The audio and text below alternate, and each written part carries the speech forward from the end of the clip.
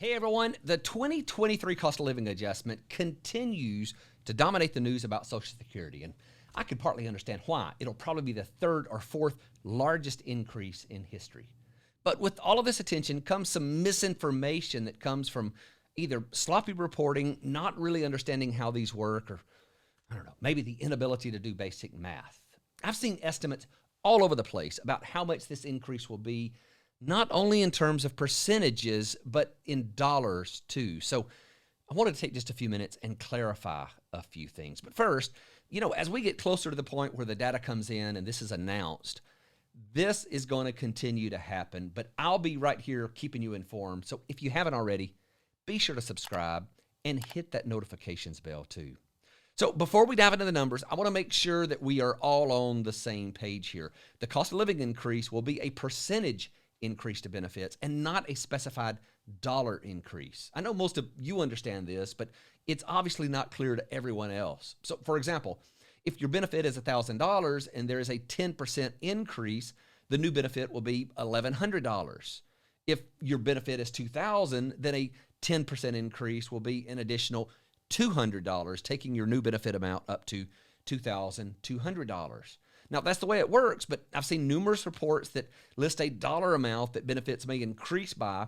So I thought it may be useful to look at a few different benefit amounts and see how various cost of living increases would increase those amounts in terms of dollars.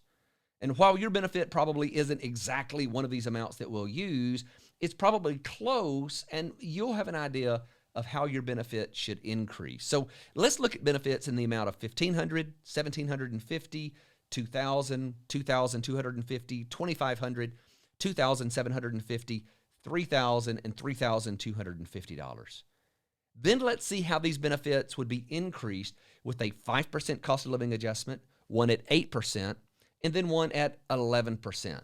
Now, if I had to guess, I'd say that the 8% range is probably close to where we'll land. We're already starting to see energy prices come down, and that's been one of the factors that's led to the prediction of 11%. But you never know, so I want to look at all three of these so you can understand the range of potential increases.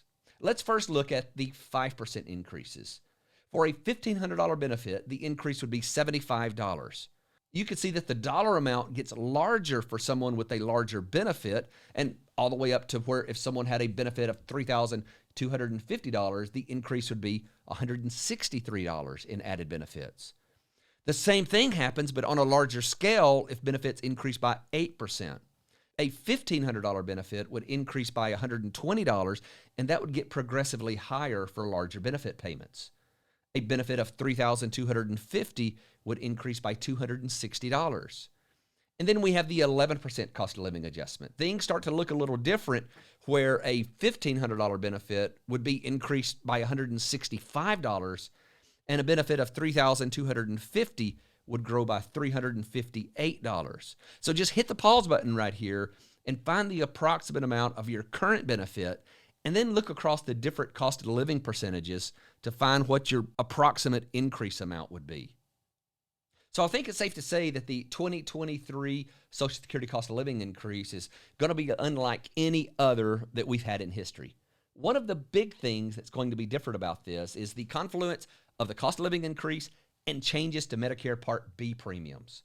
We could be moving into a time where we have a large cost of living increase and a decrease to Medicare premiums. Now, I've already talked about this briefly in another video, but now I've dedicated another video to this where I break this down and help you understand what's likely to happen and why this is going to happen.